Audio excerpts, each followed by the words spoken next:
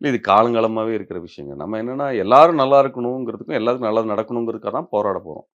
எல்லாருமே சேரும் பொழுது போராட்டம் வந்து ரொம்ப விரைவாக, எளிமையாக நம்மளுக்கு சாதகமாக முடியும். ஜல்லிக்கட்டு போராட்டத்துக்கு யோசிச்சு பார்த்தீங்கன்னா, இதுவரைக்கும் இந்தியாவில நடந்த போராட்டத்திலேயே, ஜல்லிக்கட்டு போராட்டம் ரொம்ப முக்கியமான போராட்டம். என்னன்னா, 1 வார காலகட்டத்துக்குள்ளாகவே இந்திய அரசாங்கம் தன் சட்டத்தை மாத்திக்கிச்சு. சரிங்களா? விவசாயிகள் நடத்தின போராட்டம். அவங்க ஒரு குறிப்பிட்ட மாத காலகட்டத்தில போராட்டத்த நடத்தி வாபஸ் வாங்க வச்சாங்க. சரிங்களா? இந்திய எதிர்ப்பு போராட்டம். குறிப்பிட்ட காலத்த வச்சு வாபஸ் வாங்க வச்சாங்க. பெருந்திரளா மக்கள் திரண்டோனே, அத வந்து மாத்திக்கக்குள்ள முடிஞ்சது. அப்ப எவ்வளோ திரள் மக்கள் சேர்றாங்களோ, அவ்வளோ எளிமையாக நம்மளுடைய பிரச்சனைகள் தீரும். அது இல்லன்னா நம்ம 50 பேரு, 20 பேரு, 100 பேரு, 500 பேரு நின்னு போராட்டம் நடத்திட்டே இருப்போம். அதுவரைக்கும் அரசாங்கம் அழுத்தத்தை எதிர்கொள்ளாது.